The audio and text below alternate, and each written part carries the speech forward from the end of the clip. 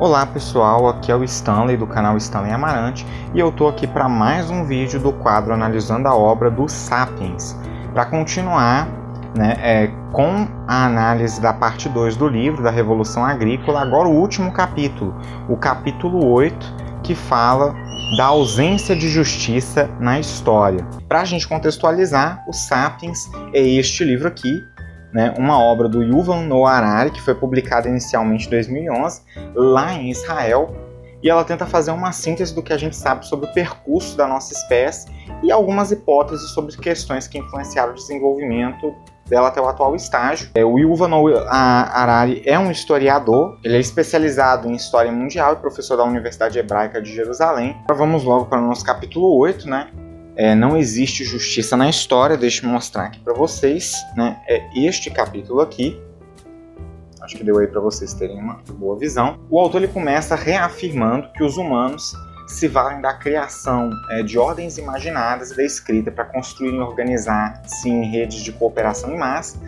E essas tais ordens, segundo Harari, nunca foram justas e nem neutras. Elas eram inclusive propensas para hierarquização, discriminação, opressão e instituição de privilégios e poder para um grupo limitado de pessoas.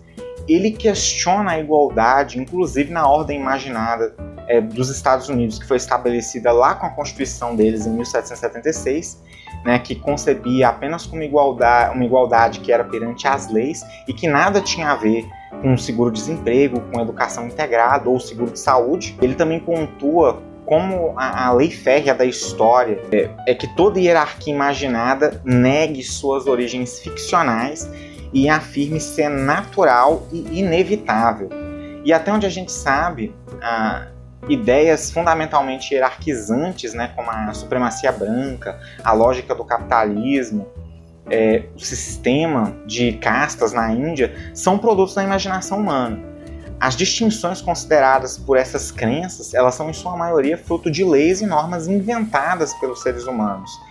Existem algumas diferenças biológicas objetivas, é fato, mas não há evidência de que essas se estendam à inteligência ou à moral de grupos étnicos ou nacionais específicos. A maior parte dos ricos, eles são ricos simplesmente por terem nascido numa família rica, enquanto a maior parte dos pobres, eles vão continuar sendo pobres simplesmente pelo fato de terem nascido em famílias pobres.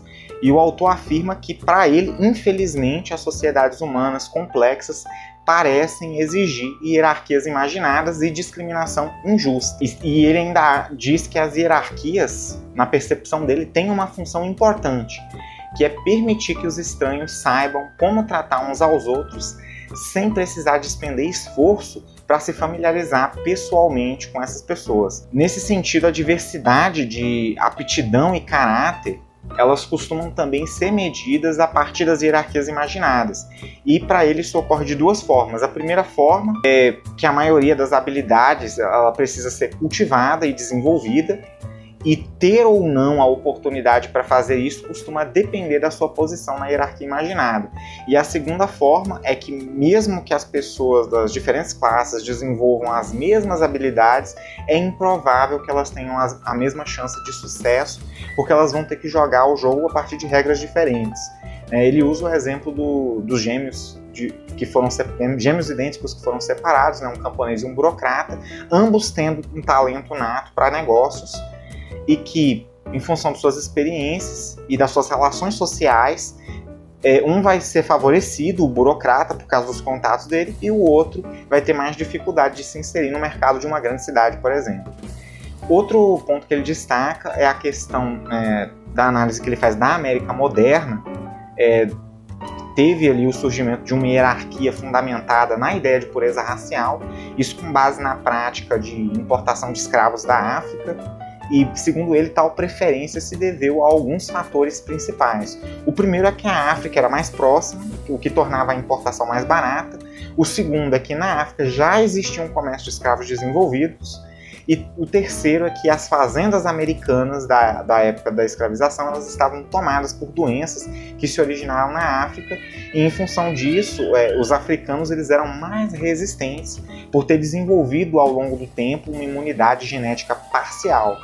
né? E acaba sendo irônico que exatamente essa superioridade genética deles em termos de imunidade foi aquilo que contribuiu para a inferiorização deles em termos sociais. Em grande medida, eu falo deles, né, mas eu também tenho uma ascendência africana por parte de vários âmbitos da minha família, né? Curioso essa falta de identidade, que inclusive é um reflexo dos processos educacionais aqui na América.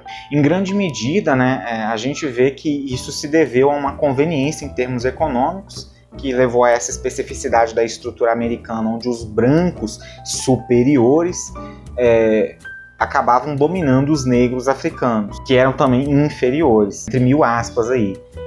Tal estrutura ela foi mantida em grande medida também, como a gente falou, né, além da conveniência em termos econômicos do sucesso econômico, né, também tinha em vista que os dominadores se vissem e que fizessem com que os outros os vissem como justos, piedosos e objetivos, o que vai gerar a criação de justificativas da prática escravagista de africanos negros, a partir de mitos religiosos e crenças pseudocientíficas.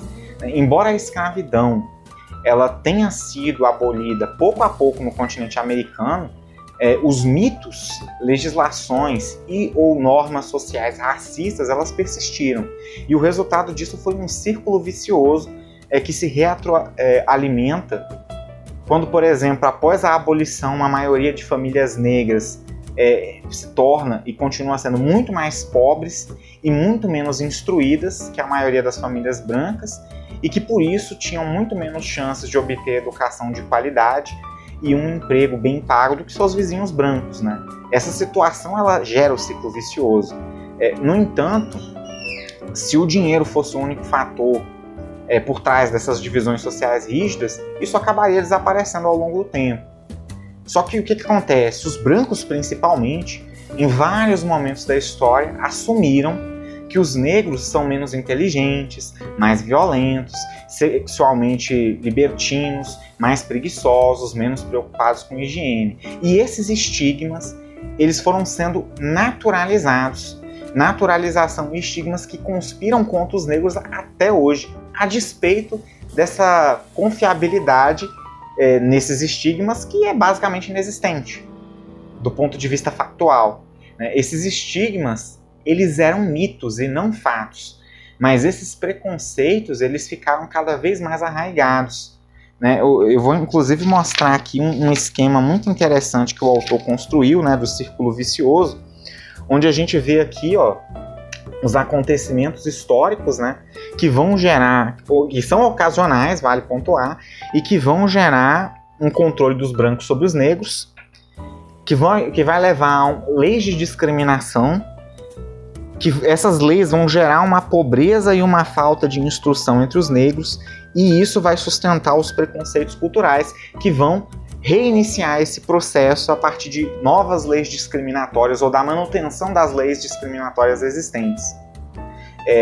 Então, você vê que isso se retroalimenta. Então, assim, os negros eles não eram contratados, por exemplo, para funções administrativas por serem considerados menos inteligentes, e a ausência de negros nesse tipo de emprego acabava se mostrando, na perspectiva dos brancos ou de pessoas preconceituosas, como prova dessa inferioridade.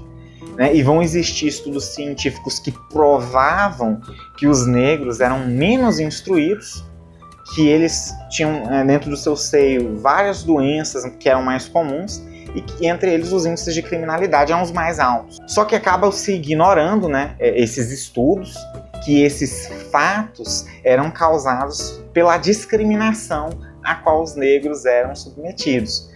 O racismo ele se espalhou nas esferas culturais ao ponto de se construir padrões de beleza brancos, enquanto os traços tipicamente negros eles foram sendo considerados como feios.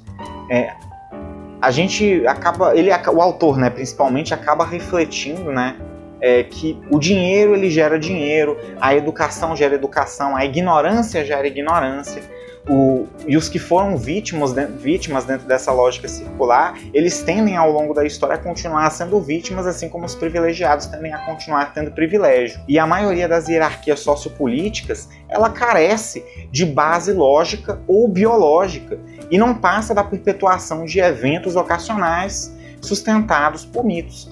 E nesse sentido a biologia não é capaz, e eu adiciono que nem se propõe a explicar as complexidades da sociedade. E ele pontua, e eu concordo, que a gente só pode entender esses fenômenos estudando os acontecimentos, as circunstâncias e as relações de poder que transformam produtos da imaginação em estruturas sociais, muitas vezes, inclusive na maioria das vezes talvez, cruéis, né, estruturas cruéis e que são muito reais. E isso é um bom motivo para a gente estudar a história. Outra hierarquia de extrema importância, talvez a mais importante, é a de gênero, na qual os homens foram privilegiados, pelo menos depois da Revolução Agrícola, e isso é atestado por várias práticas culturais ao longo da história.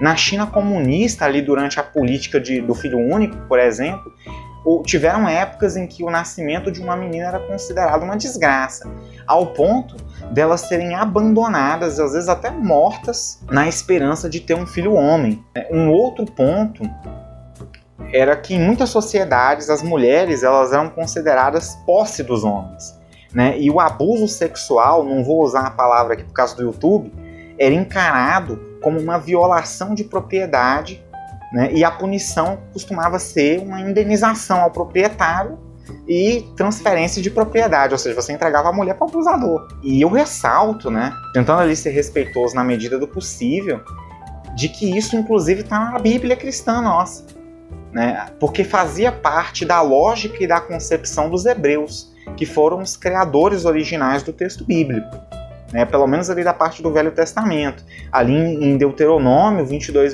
de 28 a 29, né, versículos 28 a 29, está escrito mais ou menos isso.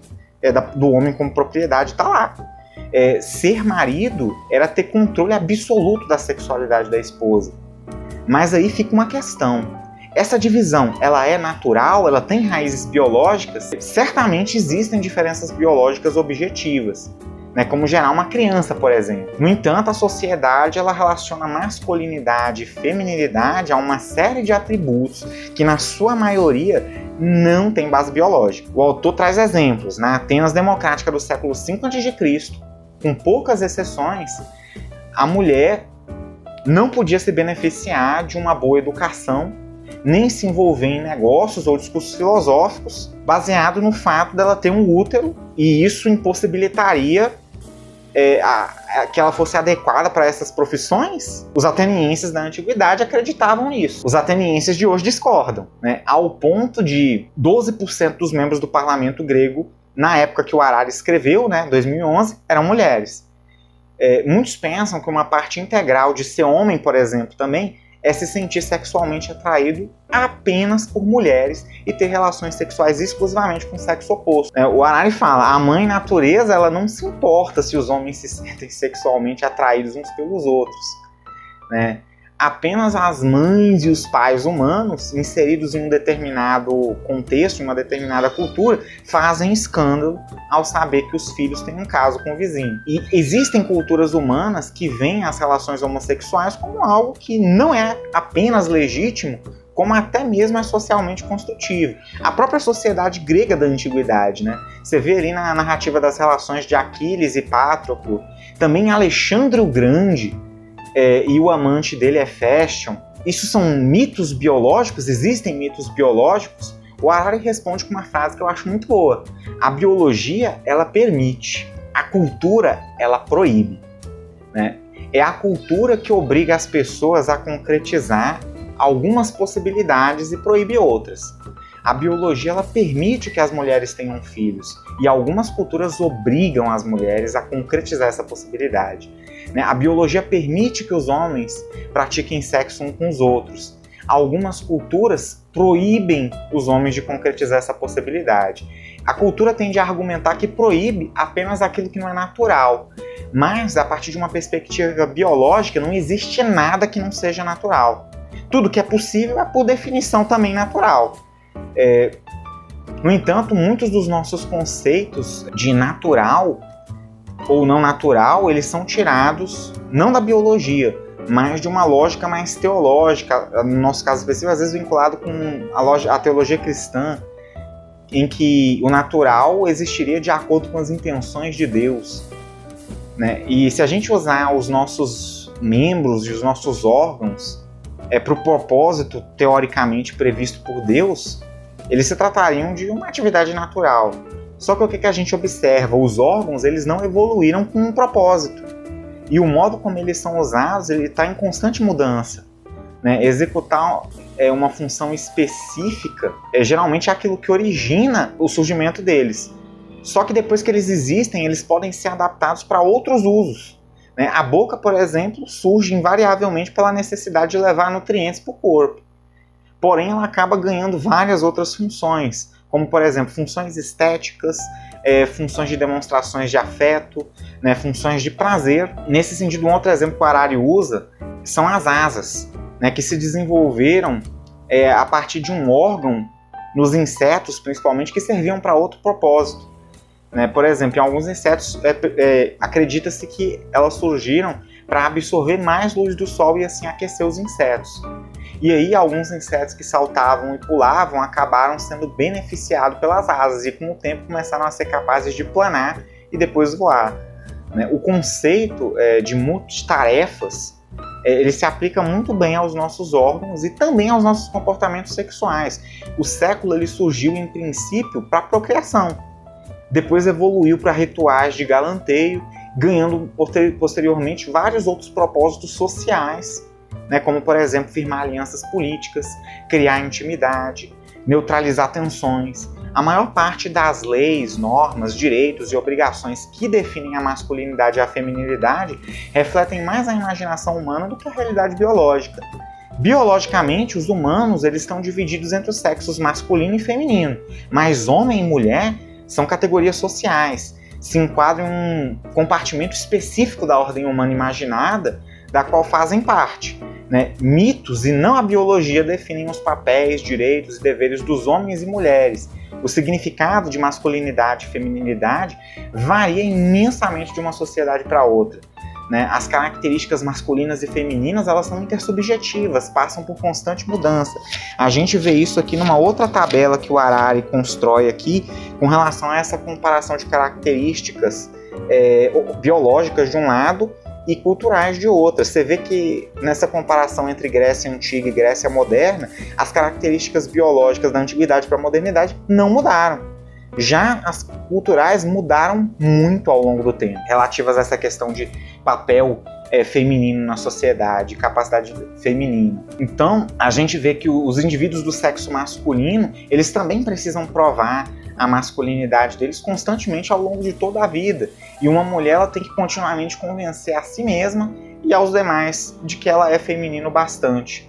Né? Desde a Revolução Agrícola, as sociedades patriarcais educam os homens para pensar e agir de modo masculino e as mulheres para pensar e agir de modo feminino, punindo qualquer um que ouse cruzar essas fronteiras. As qualidades consideradas masculinas elas são mais valorizadas nas sociedades patriarcais, que são a maioria.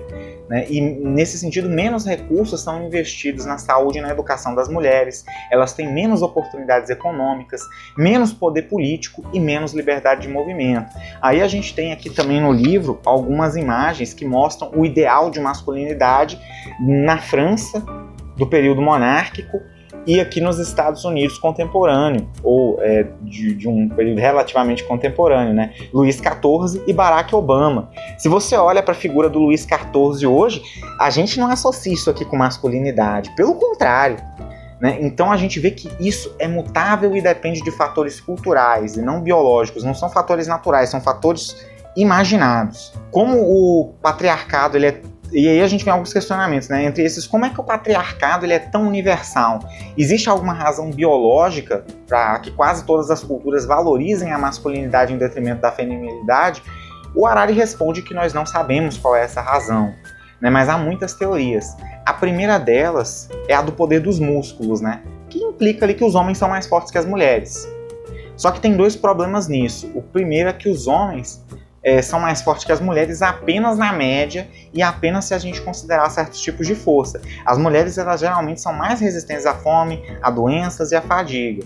Elas também, ao longo da história, foram excluídas, sobretudo de empregos que não exigiam, né, muito esforço físico, como o sacerdócio, lei, né, legislação e política, enquanto elas tinham que se dedicar a trabalho braçal no campo, no artesanato, nos cuidados da casa. Ou seja, não tem relação direta entre força física e poder social entre os humanos, mas sim uma melhor aptidão social, uma relação inversa entre proeza física e poder social, na verdade. Né? O poder na sociedade ele é determinado mais por habilidades mentais e sociais do que por força bruta. Né? A segunda teoria gira em torno da agressão. Né? Quando a situação ela fica mais crítica, em tese, os homens estariam muito mais dispostos a partir para a violência física. Em tempos de guerra, o controle dos homens sobre as forças armadas, que redunda em controle sobre as forças civis, acabariam sustentando um certo ciclo vicioso. Quanto mais guerra, mais controle desses homens belicosos. Né? Só que estudos recentes do sistema hormonal, ou melhor, esses estudos e também do sistema cognitivo de homens e mulheres, ele fortalece essa hipótese de que os homens de fato têm tendências mais agressivas e violentas. E aqueles que gerenciam a guerra, né, e colhem os frutos, eles também são homens ou eles também têm que ser homens? E o Harari chega à conclusão de que isso não faz sentido, porque para gerenciar uma guerra certamente é necessário vigor, mas não tanto força física ou agressividade. São projetos muito complexos que exigem um grau extraordinário de organização, cooperação, capacidade de conciliação. E um homem bruto, agressivo, muitas vezes é a pior escolha para coordenar uma guerra. Uma opção muito melhor é uma pessoa colaborativa, que sabe como apaziguar, como manipular e como ver as coisas de diferentes perspectivas. E as mulheres frequentemente são estereotipadas como melhores manipuladoras, apaziguadoras famosas e por sua capacidade superior de enxergar as coisas das perspectivas dos outros. Se há alguma verdade nesses estereótipos, então as mulheres teriam sido excelentes políticas e construtoras de império. Só que isso raras vezes aconteceu no mundo real. Então, não está nem um pouco claro qual seria o motivo disso não ter acontecido. A terceira teoria é a dos genes patriarcais, né? Em que a evolução de homens e mulheres acabaram desenvolvendo estratégias diferentes de sobrevivência e de reprodução, e nisso os genes masculinos que conseguiam passar para a geração seguinte eram daqueles pertencentes a homens mais ambiciosos, agressivos e competitivos, e as mulheres não tinham dificuldade em encontrar um homem disposto a engravidar, mas ela acabava tendo que cuidar dos filhos e por isso tinha poucas oportunidades de obter comida e necessitava de muita ajuda do homem e acabava concordando com qualquer condição que o homem estipulasse. Nesse sentido, os genes femininos, eles chegavam à geração, os que chegavam, né, à geração seguinte acabavam pertencendo a mulheres de caráter mais cuidador e submisso. Em função das diferentes estratégias que os homens foram programados para serem ambiciosos e competitivos e se sobressaírem na política e nos negócios, né, acabaram acontecendo, enquanto as mulheres tendiam a se recolherem, né, e a dedicarem a vida para apoiar a carreira do marido e dos filhos. Só que há evidências que indicam um equívoco nessa abordagem, porque a ajuda externa, porque se questiona por que a ajuda externa tornou elas dependentes dos homens e não de outras mulheres. A dinâmica entre fêmeas dependentes e machos competitivos ela costuma resultar em uma sociedade matriarcal, e essas constroem redes sociais totalmente femininas. Se isso é possível entre os bonobos, entre os elefantes e entre alguns grupos de Homo sapiens, por que não poderia ser geral?